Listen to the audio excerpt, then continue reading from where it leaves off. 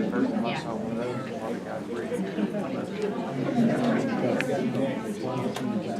Thank you for filming this, ma'am, for prosperity. I appreciate that. When I was a kid, I was a younger guy, a young political operative. I went to, my mama taught at Knoxville College, and there was a guy who wrote a book by the name of Alex Haley. And Alex, it was Roots. I'm sure, come on in, you're fine. Thank you. We're good. And Alex, one time he was at a political fundraiser and he invited me there. A guy invited me and I said, wow. I said, Alex Haley, man, you wrote Roots. I said, my mama really thinks a lot of you. She says, what's your mama do? And I said, well, she teaches over at Knoxville College. He said, is she here? I'd love to meet her. I said, no. I said, this is kind of a high dollar event. I said, the only reason I'm here is they let me park cars out front. And I said, I could come in and meet Alex Haley if I park cars. So it was a good trade-off. And he said, I'm having a little get-together this weekend at my farm for a woman named Oprah Winfrey. And I would love for you to come and bring your mama. I would love to meet her. And the reason I tell you that story is because on that card, and it made the Burchett Hall of Fame, which was on our refrigerator, back when they made refrigerators that you could put a magnet on. I know everybody knows that deal. And it said at the top of that little card, it said, find the good and praise it. And I've always thought about that. And that's what this is about right here. I'm presenting the 3-star award, the Governor's Award of Performance, Accountability, Efficiency, presented to Loudoun County 2018 from the Department of Economic and Community Development. My man, Buddy Bradshaw. Buddy, thank you.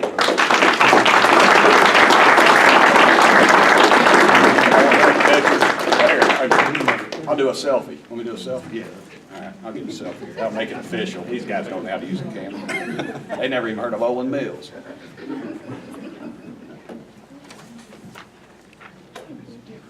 There you go. I'll tweet that. Here, we'll get one too right here. Thank you. I just appreciate you coming down to our little town here, little county, and I know what you put in to get here, and we just appreciate everything you do. Thank you, brother. I appreciate you. It's a thankless job being a mayor. So. Yeah, that's just it, you know. Thank you. Take that to Pizza Hut, and you'll get your pizza for full price.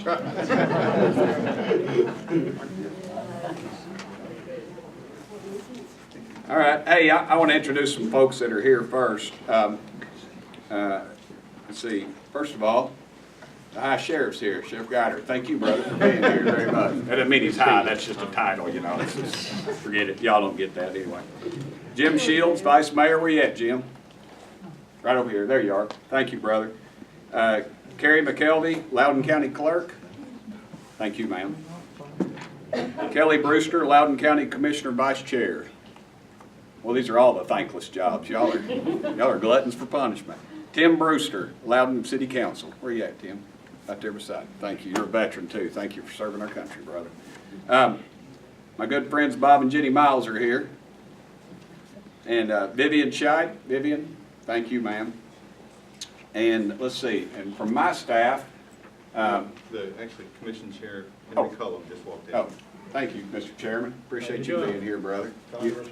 You don't get enough of these boring meetings? I get enough. Honest answer from a politician. Write that down. Let's see here. Michael Grider, he's my chief of staff, came in from D.C. Jenny Lingenfelter. Jenny, what's your title? District Director. And Madison here, she is a caseworker and pretty much it. She's a caseworker extraordinaire. She does great work. So the way this thing's going to work, I guess, is I think we got an hour. What we'll do is just answer questions that you all have of me, and if I can't answer them, I will tell you I don't have the answer, and if you have to leave, I completely understand. And let's see. Can everybody hear? I don't mean to interrupt you, Congress. I'm sorry. That's all right. Everybody hear okay? I don't have that thing on. If we need the microphone, we'll use it, but if we don't, we won't. Okay. All right. Does anybody have any questions of me?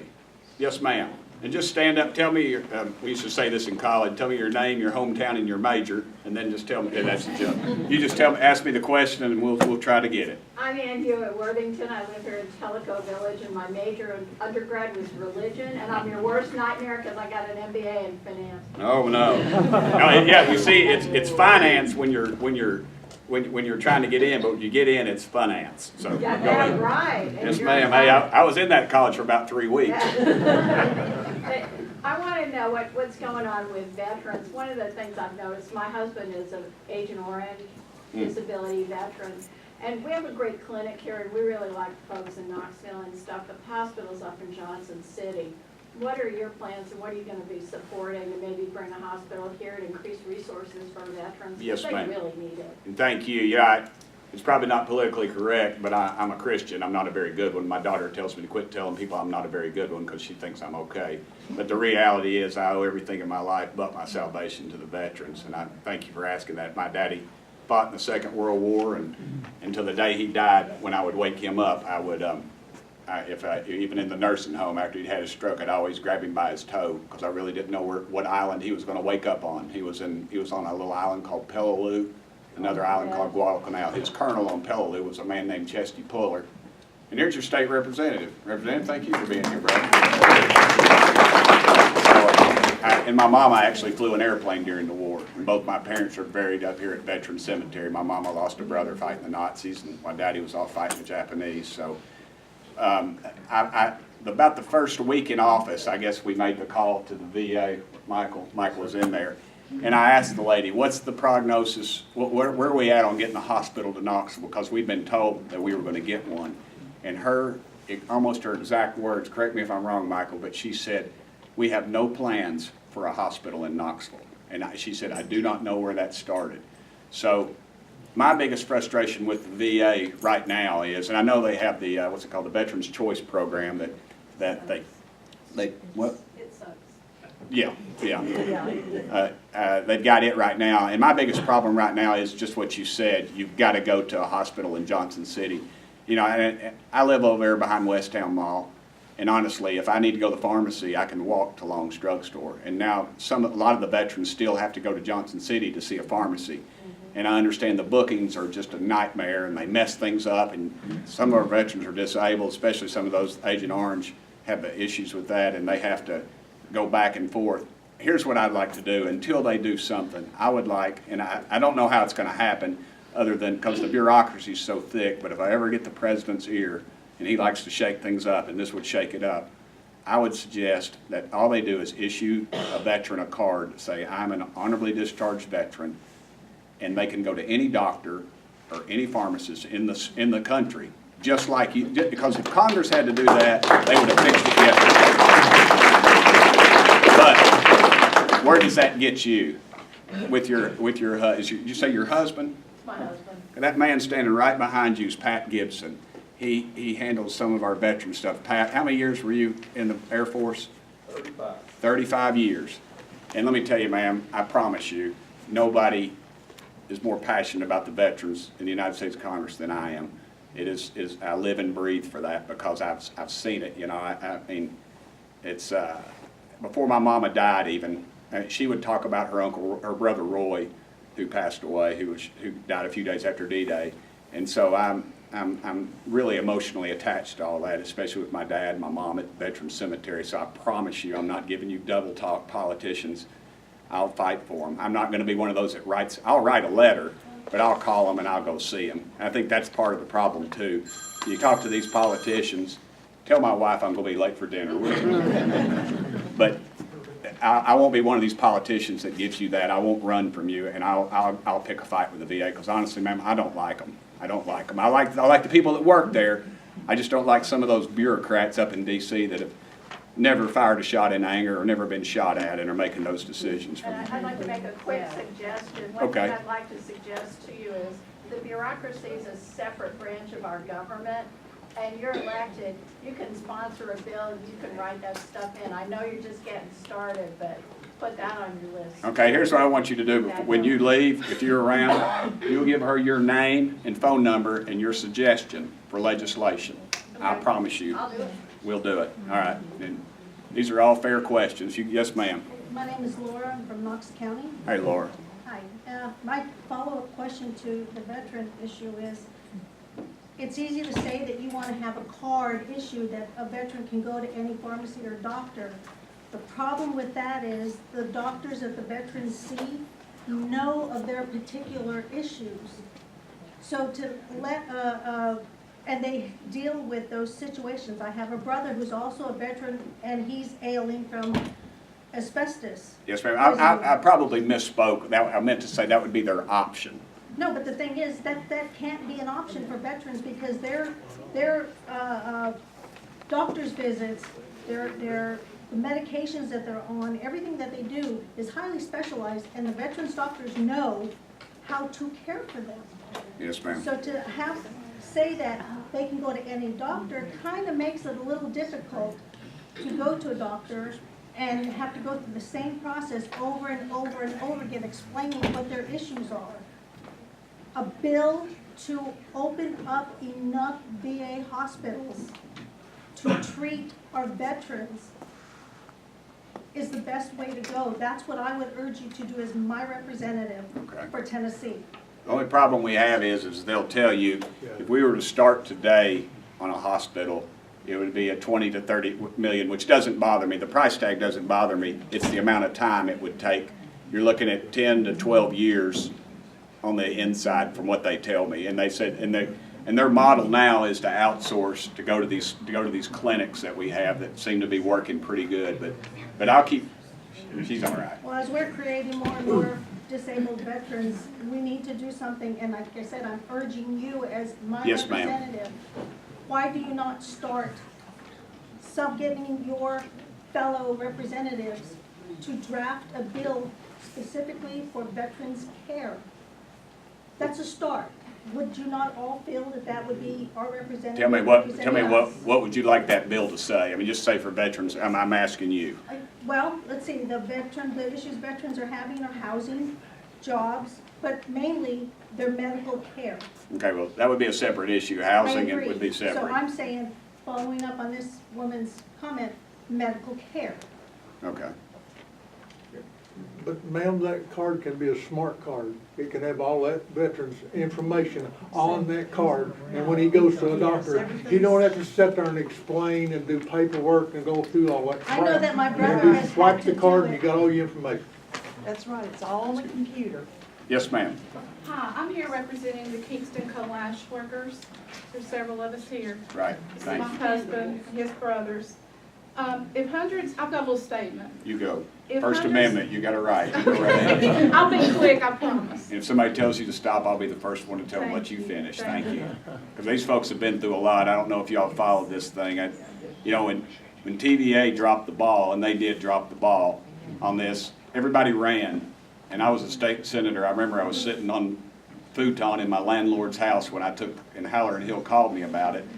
And then I had some arrogant jerk from TVA call on the radio and chew me out. I didn't know what I was talking about. And I said, brother, you don't know what you're talking about. We wouldn't have this ash bill if you'd done your dadgum job and quit trying to hide this stuff. And in our eyes, you are not a politician, you are a servant. You are exactly the picture of what a leader we need. Well, thank you. I don't know about all that, but I appreciate it. I'll tell my wife you said that. You go ahead, read your statement. Okay.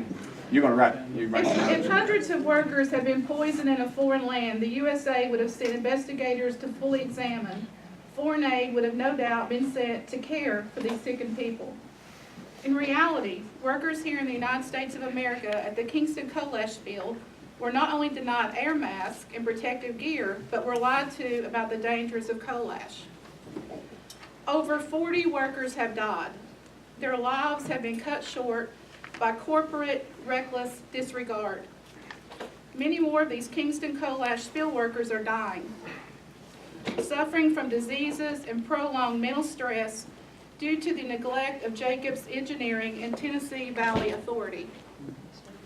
While many struggle for their lives without insurance and proper medical care, TVA is handing out millions in contracts to federal convicted corporation Jacobs Engineering. My husband is one of the people whose health has been affected by working at the Kingston Coal Ash Spill cleanup here in Tennessee. These Kingston Coal Ash Spill workers deserve a congressional and criminal investigation.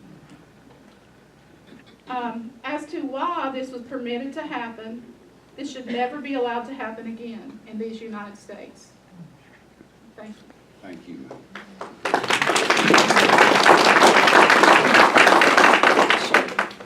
About a month ago. Hang on a second, make sure she gets your name before we leave, would you? Okay. About a month ago, we had a weather event here, and it caused a lot of, well, the banks of some parts of the river have caved in down below the dam up above us. Right. And there's a business there in trouble, and a couple of houses, one of them's on the, it's like an antique house. And TVA is claiming no, it's their property, they don't want to maintain it. And we're looking for a little help. Okay. All right. And there might be some questions about FEMA. And here's where we are with FEMA. For See, people is not, I don't know if I could get any help. No, you wouldn't on that, I don't think. But the way FEMA works is the locals get together with the state, and they're going to do all the tabulations. The governor declares, makes a request to the federal government, and then I write a letter and call in support of that, and that's how it works. I don't have any say-so until that's been issued by the governor. But on TVA, tell me whereabouts that is. Educate me real quick so It's we'll about a know. half a mile below the dam on the north side. It's, there's a group of houses there that were built for the people that built the dam. Right. We live in them, there's one old cotton barn up there. And, I mean, the land is cleaved off, it's TVA land. All they told me was, well, if you want to put riprap in, you can ask for a permit. I didn't even know there was such a thing that you could get one, but I'm thinking, it's their land, why aren't they riprap? Yeah. If I let 1 million tons of soil go down the river and pollute the Gulf, I think the EPA would be all over it. I know they'd be all over it. Yeah, they send the sheriff over here, Say again? they'll send the sheriff to you now. Yeah. Yes, sir. Tim, I'm Jason Williams. I'm from Oak Ridge, but I'm a Kingston ash worker. I'd like to give you this right here to take back to Washington with you, and just kind of show you what we have to deal with, You got it. some of us workers. All right, thank you, Jason, I appreciate you, brother. Thank you. You got to Michael. Yes, ma'am. Hi, I'd like to piggyback on the gentleman speaking about the flood-prone erosion.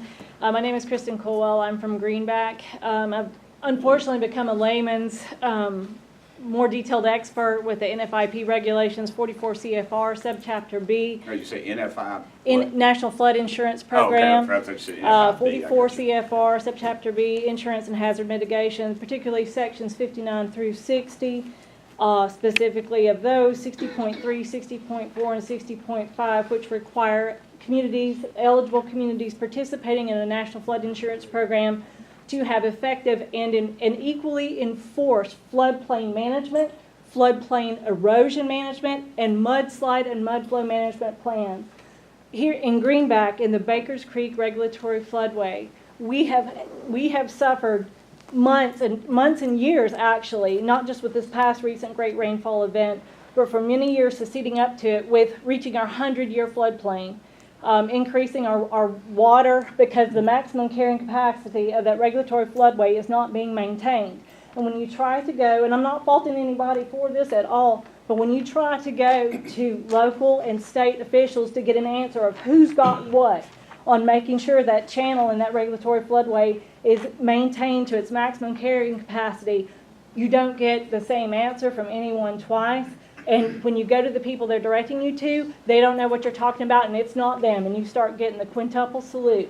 So what I'd like is your leadership and your support to enforce the current legislation with the NFIP program so that the Greenback and Loudoun County area can get effective and enforced floodplain management plans if they're participating in the NFIP program and selling insurance under that program to properties in this county. Is that something for me to take? It is for you, sir. Thank you. Don't call me sir, just Tim. Thank you. Is Lou Goddard, is that the same as where Lou Goddard Lane, is that on that? is The where Bakers that's part of Creek, it? Right, we've talked to Lowell Russell about it, and basically what's happening out there is we've been at about, we've been there for 5 years, and in the last 3 years. 3 years, we've seen increased runoff coming from Blount County. When it rains, the water doesn't go up it comes up a little bit, but really 12 hours later is when it happens. So what we're seeing is we're increased development in Blount County. The Bakers Creek itself is supposed to be maintained at a level that doesn't allow the 100-year floodplain to rise more than 1 foot above where it's And supposed it's to be. stopped up. It's literally like a stopped up toilet. There's dead ash trees in it that have fallen over. There's railroad ties laying in there. Is this an There's- aquifer, or what is this? No, this is a creek, a It's large just creek. Baker's Creek. Yeah. How It about feeds into calling- Lake Tellico. I'd like to come out and see that, because I'm not sure where Please. that is. Would you leave? Uh, And we'll set Representative- up a time to We're come Yeah. out. not gonna be out Friday, we're gonna be out. Yeah, the Out there next 29th, Friday. the 29th, This Friday? next A Friday. week from tomorrow. Next Okay, I Friday. don't know if I'll, depends on, Okay, but Honestly, you're welcome I would anytime. love, but no, we won't set up a time, so we can. Absolutely. Okay, Thank thank y'all. you. Is that everything for y'all? Yes. Yes, ma'am. Thank you. I'm Eve Frazier, and I'm with the Loudoun County Republican Women and the Loudoun County GOP Executive Thank you for Board. being here. But I came to talk about, I don't know if you're aware of this, but earlier this month, the Treasury Department quietly issued a guidance where companies and other organizations can buy out the pensions of retirees, current retirees, and future ones in one lump sum. Now, it seems like a good idea, except that tends to be 20 to 30% less than the actual value if they hung on to it and actually took it as the actual pension. This was not legislation, this was an action by, yeah. Yeah, and that always scares regulatory. me. Scares me when we do it, but when somebody else It's does it, even it really worse. scares And, me. Because the sunshine Yeah. doesn't seem to shine in on some of that Right. stuff. Yes, No, ma'am. it doesn't, they just do whatever they want. Sure. You have a lot of people on pensions here. O&L, Y12, I mean, Right. Oh, potentially, sure. there's tons of them. Tellico Village is full of them. So it's gonna be a big impact. And companies are contacting Treasury Department for a packet. They're just really excited about it because they know they can save money. Save And a Treasury ton of money. Department was going to issue guidelines that said it had to be equitable. But the Trump administration, and I'm for Trump now, but he has allowed them to not do that. So Okay. they can weigh the scale however they want. And it's particularly bad for people who are long-lived. My husband's mom is 96 years old. Right. Let me ask, do we have any old-time union folks here? Tell me, what is that ruling? And there's a name for it, and I can't remember, well, I used to know it, where they can't change your pension retroactively. Do you know what I'm? Change ours all the time. Yeah, they change ours all the time. Do they? Well, it's just like Washington, they make a rule before the ink's dry, they change it. Okay, I'll find out about it. Okay, and I there is. have some papers. Thank you so much, and thank You you know, a for lot of being here. people, so far it's still voluntary, but when they come in and wave a big check on them, for most people, that's the most money they've ever seen in their life. Sure, and they're afraid, they're told they might not get it. Right. Okay, thank you. Hey, Mayor. Oh, Sarah, see you, brother. See you, pal. Mayor, thank you for being here, brother. Yes, sir. And I'll get you too, man, don't worry, I promise, we'll get everybody, I think. My name's David Twiggs, and I had my next door neighbor. Speak up. I had, David Twiggs, and I had my next door neighbor killed with a gun. And so that spurred me to action to begin a chapter of Moms Demand Action for Gun Sense in America. And we have some people here that are representatives. We know you didn't do what we thought you should do on HR 8, and I did appreciate your communication. I got that. I do have a bit of information that tells you how background checks can save lives, but we have some other legislation that's coming through called red flag laws, and Mr. Gould here will ask a question concerning that, but if I can give this to y'all, Sure. it'd be great after I Just get it right there to Michael. Good?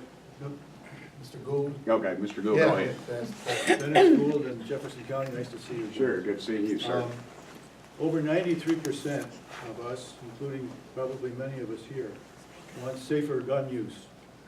And considering child deaths and suicides, we'd hope that you're considering any bills that you would author, maybe co-author, or perhaps vote for that would make gun use safer. And I'm just pointing out one issue or one item that came up in Jefferson County. Here's a person that evidently committed suicide after killing his wife. We know that there's stuff going on here all over. And if we could provide some legislation that you might be able to either author, co-author, or vote for, we would greatly appreciate it. Anything you can do is in a positive way. We're not trying to control guns, we simply want them used to be safer. Yes, sir. All right. Thank you for being here. Sir, Mayor. Hey, Michael, give him, he probably don't need the mic, but give it to I him. probably don't, Congressman. Thank you for being here with us, and thank you for what you're doing for this district. I want to comment on this gentleman over here that commented about the erosion problem on Lee Drive.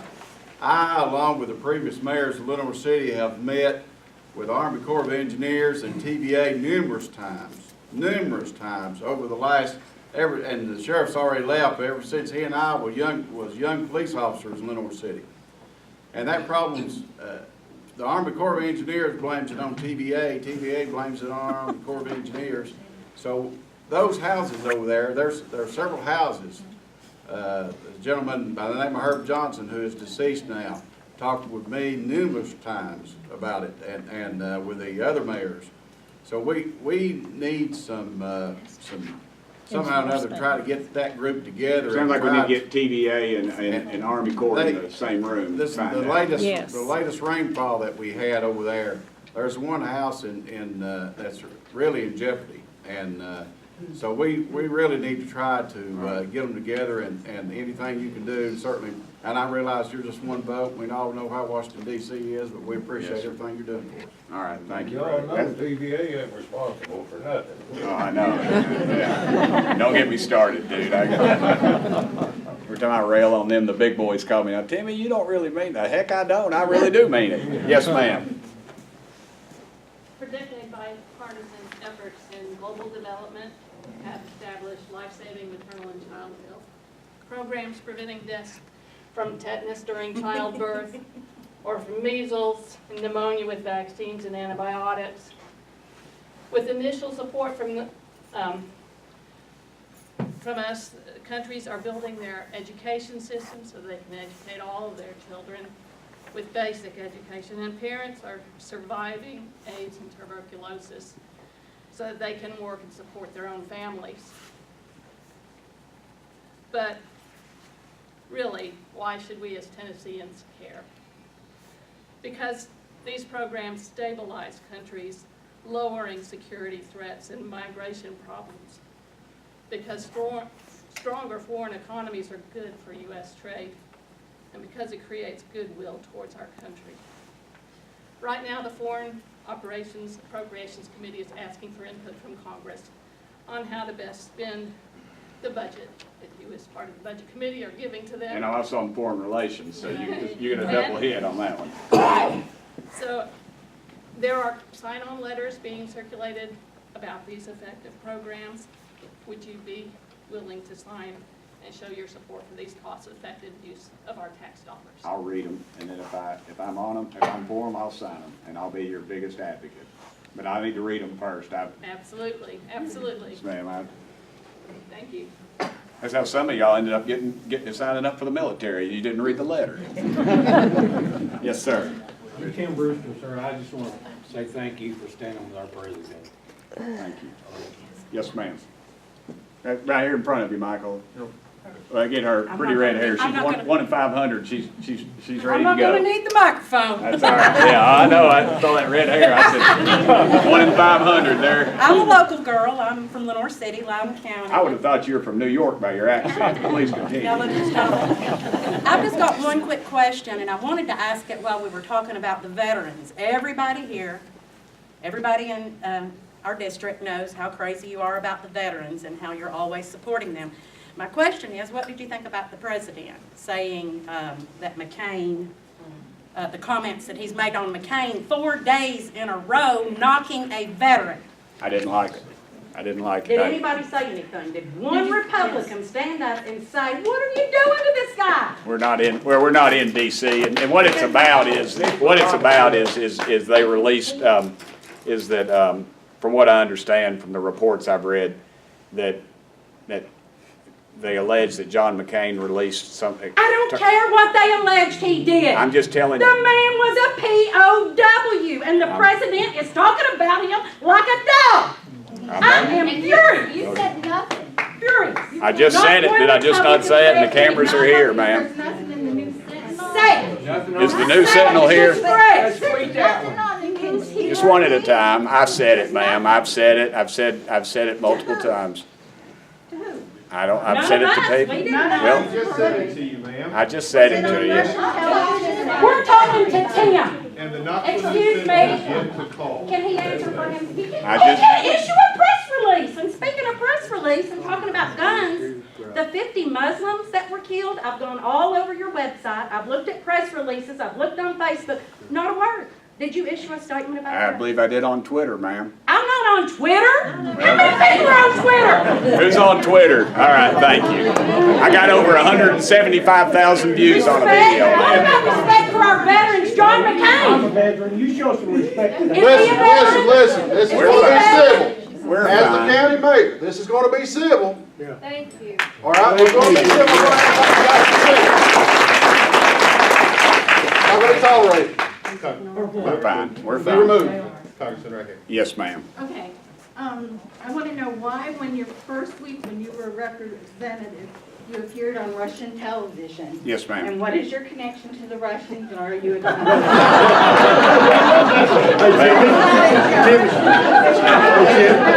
For the record, I am not a.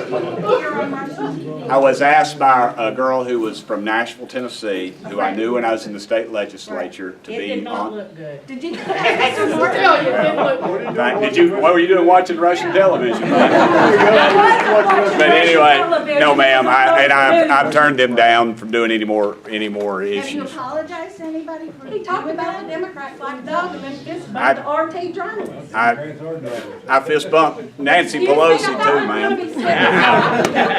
So I've already made a statement on that, ma'am. I did it. The girl asked me. She was from Nashville, Tennessee. I knew her from Nashville. She asked me. I didn't even, ma'am. I didn't. Since you made that error, have you checked before you do stuff that you're not? I just told you, ma'am. I just told you. That's the answer. I did it. The girl asked me to do it. I knew her from Nashville, Tennessee. Right. And as far as I know, So you watching out for this and for future things? I haven't gone back on there, ma'am. I just said that if you hadn't talked over me. I just said that I'd said I wasn't going back on there, and we've turned them down since then. Did you get Turn paid for RT that? TV down? Did I what? Did you get paid for that? Absolutely not, ma'am. That is, I was just I asking. don't, you're not asking, you're making a statement. Don't, you know what That you're was not doing. a statement, it was a question. Yes, ma'am. And I have a question about the national budget, about the discretionary spending. Thank you for voting it down. Yes, ma'am. Or against it. And for example, like the salmon spending. Here's what I would like to find out. Who actually gets that money? I would like names, addresses, and are they held accountable? No, for the which money that they spending get? is this? For example, like how 55 million or whatever went to the study of salmon, you know, Yeah, going that was upstream. my statement. I Who said you could go on the actually- Red Lobster and right. study it for $12.95. Yeah, who gets this money? How can Well, I find that's out who gets the interesting money? that you say that, because it says in the bill, it listed the amount of money, and the way I understood it, it spread it out among a region. Correct. And to me, that was suspect, because as I watched the speeches prior to that, the representatives were all patting them, they were gonna throw their shoulders out, patting themselves on the back at how great this piece of legislation was. If you remember, it was the legislation, the president asked for $5 billion for the wall. He received $1.45 billion, and there was about 328 additional $billion in that bill. There was $40 million for foreign aid for Israel, Egypt. There was money all over the place, and I voted against it. I thought it's a poor use of money, and it was not directed. There was $60,000, I think, for the Secretary of Transportation for parties, and that's the first thing I saw. I remember Michael found that, and I said, we're against it, because I can tell you where this thing's going. So, but we got to find out the devil's in the details and where that stuff goes. And I said that earlier. It could be years before we find out where everything went, but we're going to try to find out where every dollar went, because it's just ridiculous. People work too I hard. can't personally get online and find out. Well, No central location that.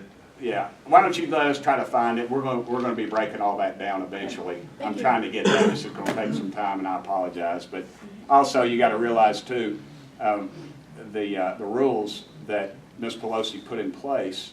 There was a 72-hour rule, which a bill goes on notice, and at 12 midnight they rang the buzzer, and I guess they did a voice vote to bring it to the floor. I'm not sure. Nobody was on the floor of the House. And at 8 o'clock in the morning, we had a 700-page bill to read to pass that night. And there is no way that old adage about you got to read it, I mean, you got to pass it to know what's in it. That's Washington, D.C. to a T. Yes, ma'am. and I'm sorry, but I voted against it. There's just nothing else you could do. And also, they don't let you amend the bill on the floor, which is ridiculous. And you can't ask questions on the floor. All that staged, that back and forth is staged, it's timed, so we know what time to be on the floor to vote. And it's just, so you'll see it on C-SPAN and say, wow, there's my representative really tearing them up. And the reality is, everybody knows within a couple of votes. Yes, ma'am. Hi, Tim. Betsy Harris from Maryville. Betsy, great seeing you again. Good to see you. Used to call her Boots back in the day. Yeah, knew that was coming. As a teacher, I was able to take advantage of the subsidized loans that allowed me to study and further my education without worrying about interest accruing while I was in school. And a lot of people have taken advantage of this and been able to get our master's degrees or EDS or whatever. And I also was able to take advantage of the forgiveness program where I've worked for many moons in a Title I school. I'm concerned that this has been discussed as being cut out in the future. These are good programs that help teachers and, you know, I can only speak to teachers, but help teachers to become specialists in their field. Well, And as you know, I have a degree in education. and I'm my gonna mama say, taught and my daddy was a dean. My always, sister still teaches. I know, and you've always said this, and you've always stood up for teachers and found a way to make things I'll work. continue to. That's what I'm One thing asking I you want to to say continue to about the work for budget, you teachers. said the magic word, the budget. I don't believe they passed a budget in D.C. in like almost 20 years, I believe. Is that correct? 20 years. Nobody in this room, their families could not go without a budget for 20 years, but they do these continued resolutions where they just tack it on, and I promise you, we'll get to the bottom Keep of an it. eye on it, because I know there's some things I've heard you say, you know, maybe give to the states. I'm gonna be honest with you, that's not always the best plan either. I just don't like, So- I don't like the Department of Education in D.C., the billions of dollars. I guarantee you they haven't, the one bureaucrat in D.C. has never caught a kid in Loudon how to read or write. And the money Some of stays, the I just want. programs are, the Title I money is great.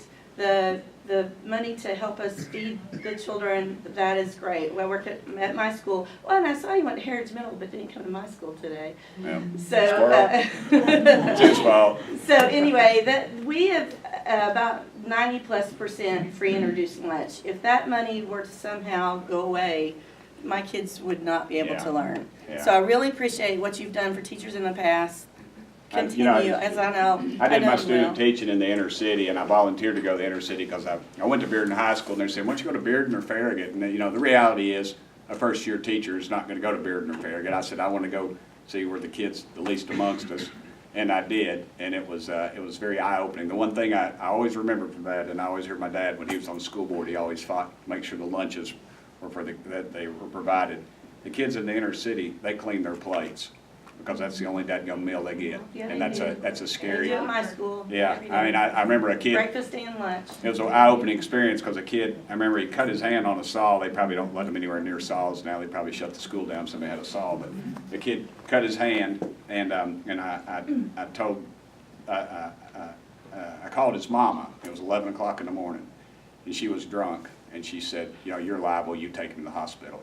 And I said, wrap him up. We're going to the hospital. And principal said, you can't. I'm liable. We're going to take an ambulance. So this poor kid from the inner city, never been in a hospital before, and I went in there, and he was black, and of course I'm white, and they wouldn't let me go. They said, you got to be a family member. And I said, well, we're distant cousins. And it turned out the nurse and I she was in my Sunday school class down at Cedar Springs, and she let me get in there with him. And I just always remembered, I brought him back to the fraternity house, and I was hoping we were having like a spaghetti or something good, and it was hot dogs. I remember, I thought, oh no. And he must have eaten half a dozen of those hot dogs. I mean, it's just an eye-opening experience coming from West Knoxville, and then you see that. It was the best experience of my life, and I'll never regret doing it. But yeah, and I thank you for teaching our kids. So sorry about that. I went to preaching. Yes, ma'am. Do we have any other school teachers in here? Thank you all. I'm Susan Sneed, and I'm from up the road, Maryville, near her.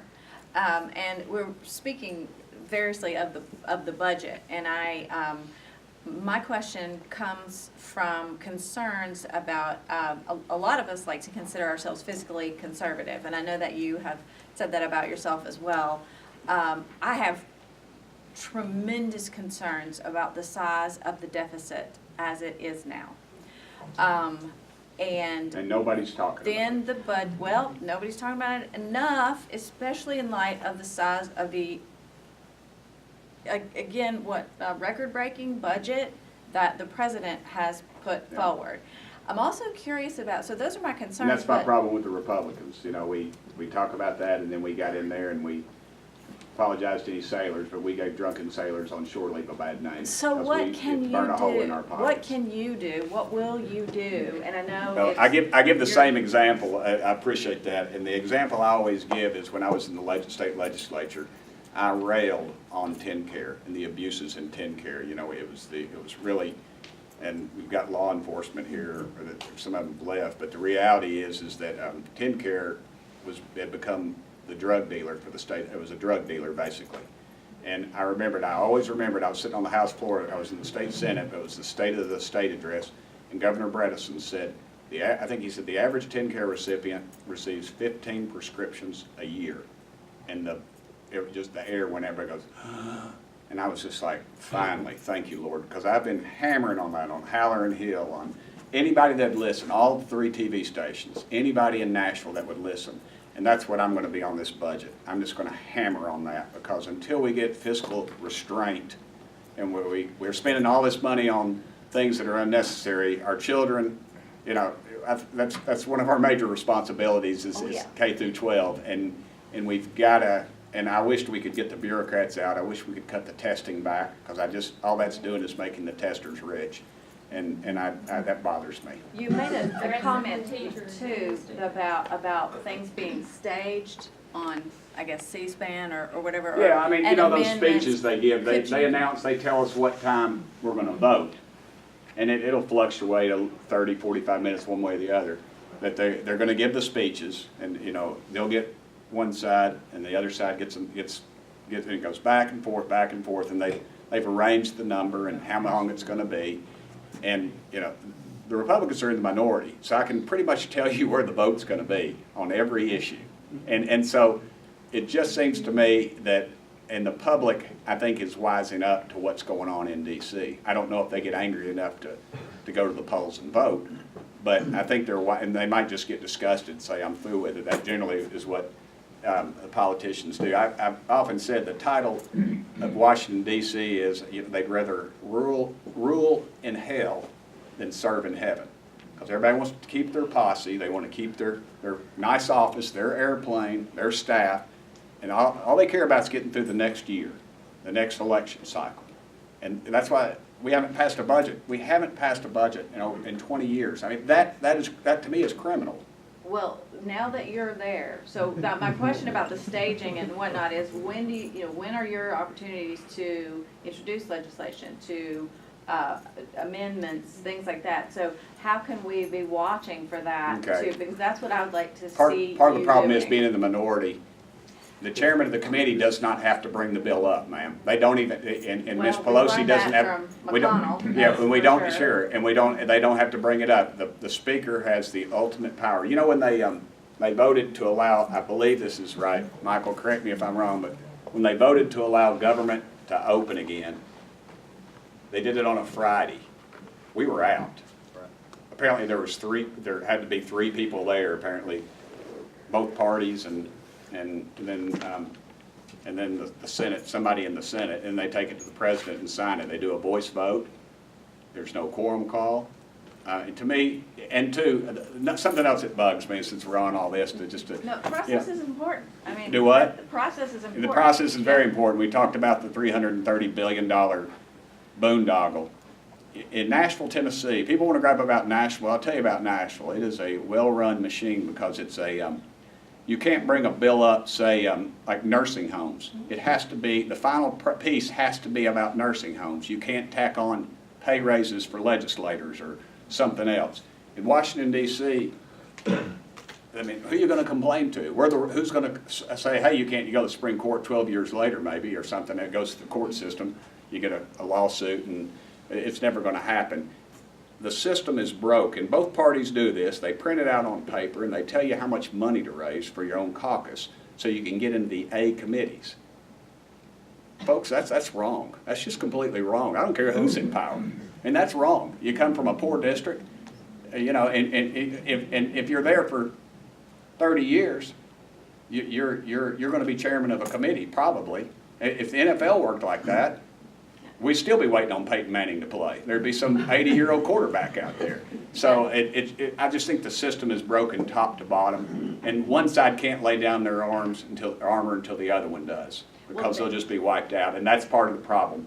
There's enough. I would hope in this freshman class, there's some Republicans and like-minded Democrats that we talk on a regular basis.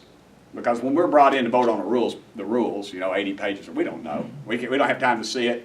You know, it just, and that's part of the problem. You don't know once you're thrown into the deep end. So, Well, that's what I wanted to ask you was work bipartisanly to fix what you can. Let us know if it gets turned down. But you know, I think being in the minority party. it doesn't bother me. I was in the doesn't legislature mean you for 16 stop. years, Right, 12 so- years of that I so- was for. So thank you. Again, that's the fiscal responsibility. I thought the Republicans were the party of that, and this is not what I'm saying, and so I'm glad to hear that you are. I hate missed opportunity, and that's going what they to. did. They missed an opportunity. Yes, sir. How do you feel about term limits? Well, I used to say I was for term limits till I got to Nashville, and then I thought we should have studied it for a few more years. But I would support it. The only problem is, and I think it's the truth, your problem isn't your career elected politicians. Your trouble is your career bureaucrats that actually, I call it the shadow government. The people that are always around, that are got some committee chairman's ear, and I don't know who they are. I know who they are in Nashville, and they're contained pretty well. But in D.C., it's a whole different thing. You know, everybody seen that TV show on Netflix, House of Cards? Don't watch it with your kids. And somebody asked me, said, "What's it like? How's it compared to D.C.?" And I said, "Well, it's identical to D.C., except you couldn't pass an education bill in 6 weeks like they did on House of Cards." So, I mean, you know, there's a lot's going on behind the scenes, and I honestly think there's a lot of people behind the scenes that are pulling a lot of strings, because I see when they tell a committee that's about putting together a major package to go home and come back, and they'll present them the bill and meet at the White House to sign it, that bothers me greatly. You're also co-sponsoring the What? Yeah, I am. I've got, thank you, Michael. I am co-sponsoring the term limits bill that's in play right now. But will it go anywhere? I don't know.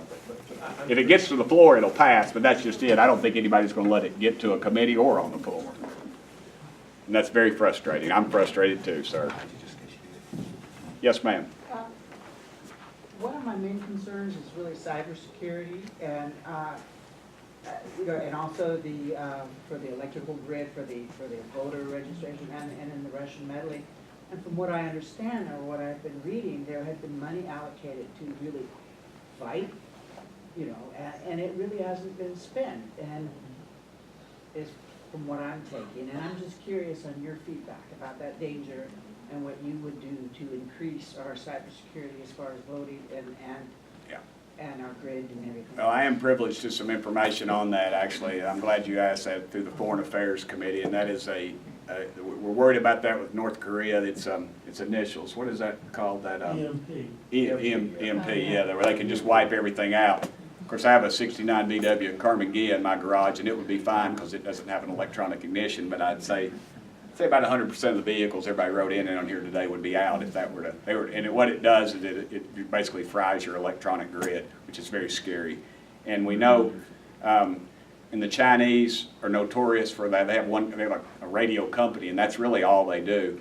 And when I went to Israel, it was 6 days. It was 2 days in the air and 4 days on the ground. And they told us to take don't take your regular cell phone, or if you do, put another chip in, because it invariably will be bugged to where they'll be able to seize all your data. Whoever, I don't know who it is that would do it.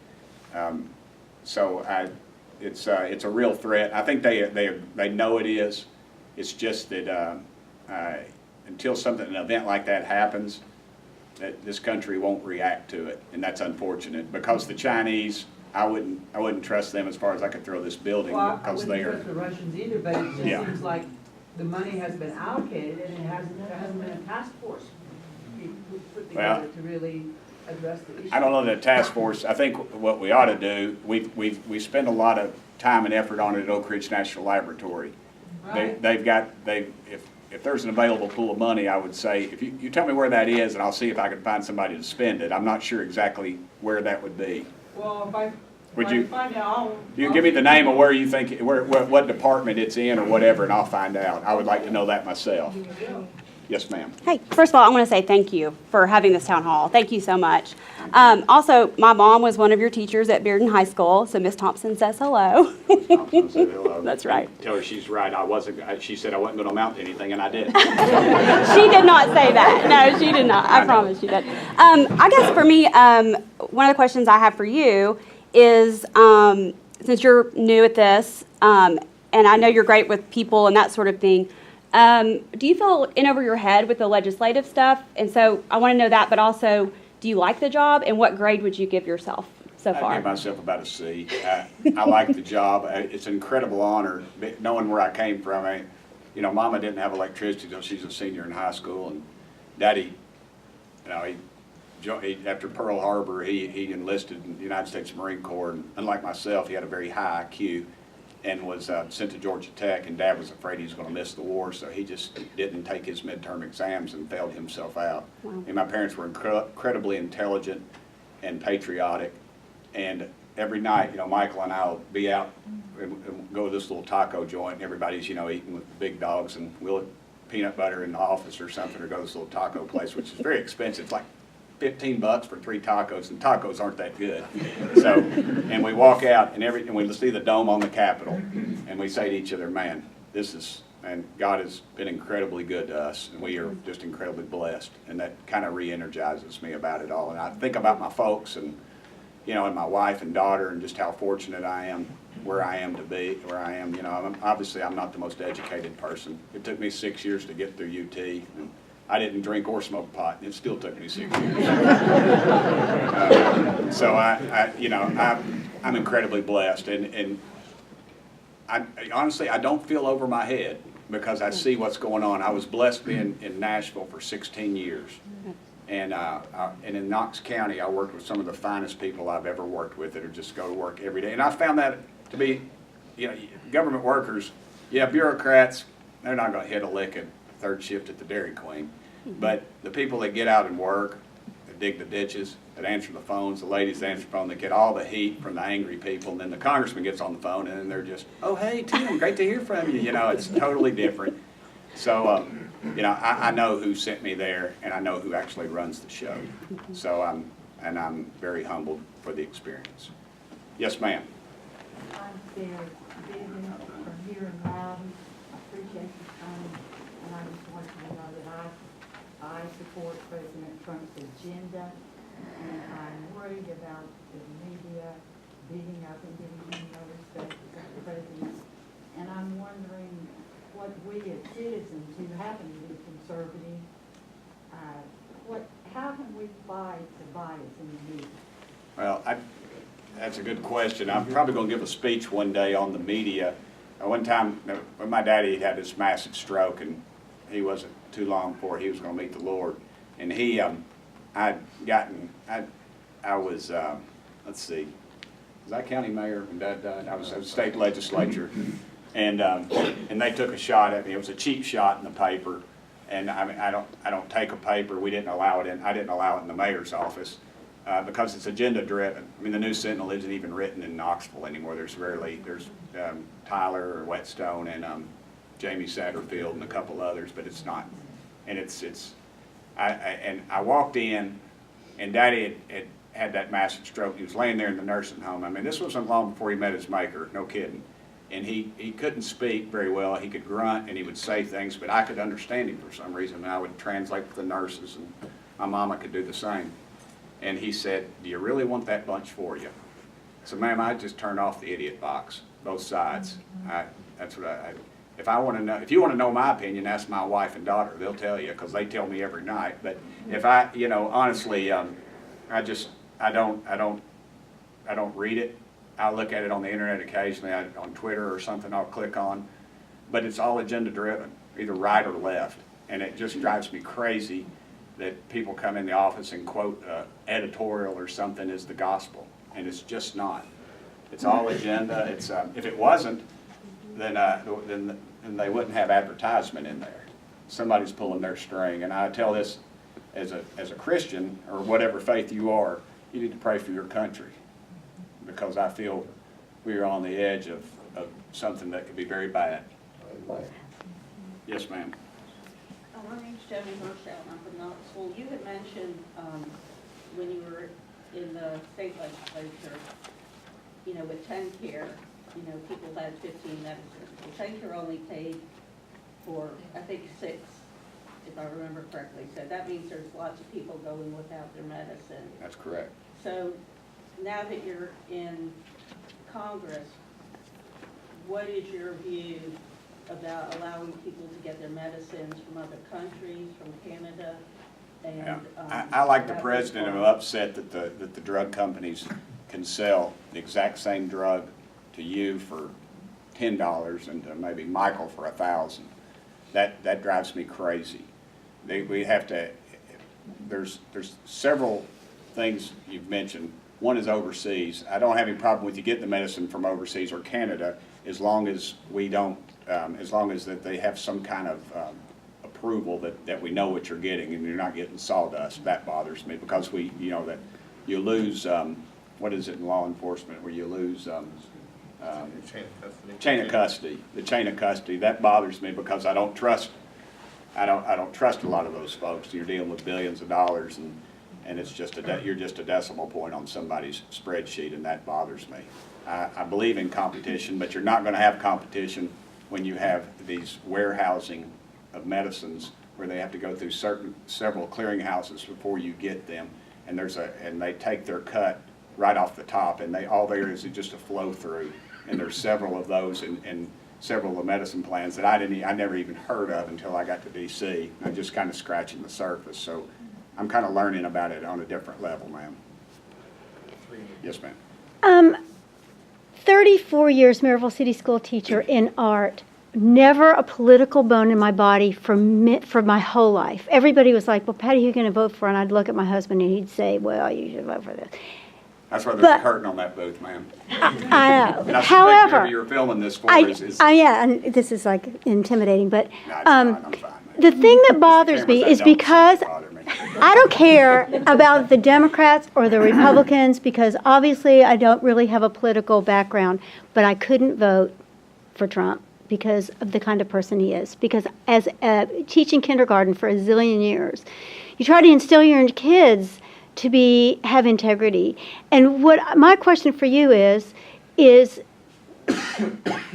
do you have some part of you that's nonpartisan, that you think of all of us, no matter who they vote for, as your constituents, and will really? I was probably one of the more successful legislators in Nashville, and I think 12 of the 16 years was Democratic. So in Nashville, it used to things sure changed, but it was a bipartisan effort. In the state Senate, for instance, Lieutenant Governor Wilder, who's like Randy McNally, who oversaw the Senate and would appoint the committees and appoint the chairman, appointed an equal number of Republicans, an equal number of Democrats, and the committees were evenly stacked to where there wasn't one side was stacked for labor and one side was stacked for business. It was equal across the board, and truly intellectual discussions went on in those days. And we, like the speed limit, for instance, is probably getting me in trouble, but when I sponsored the bill to raise the speed limit,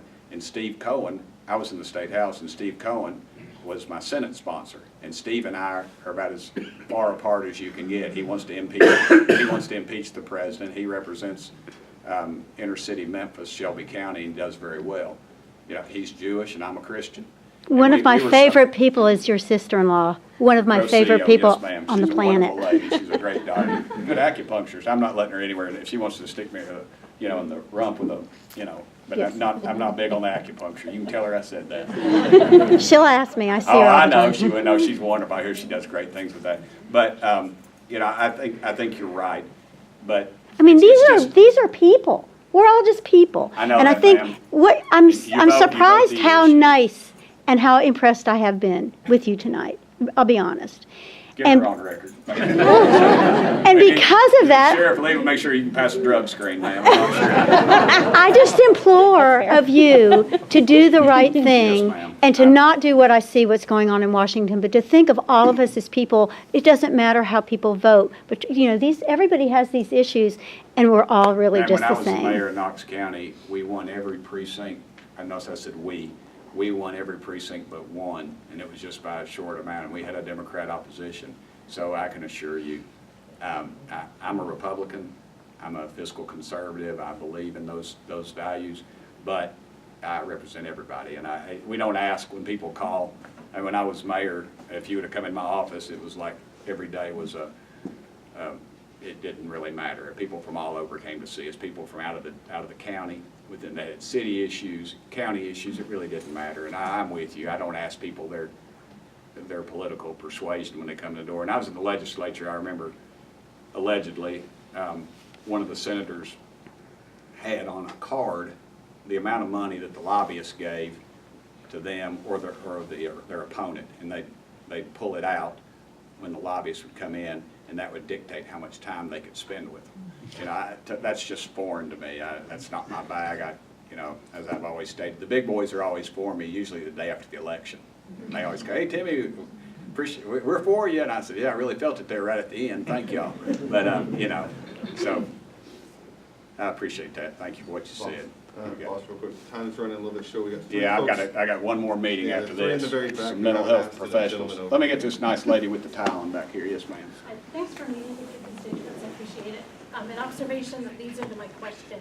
I was a little disappointed that you addressed your constituent with concerns about the media being all agenda-driven.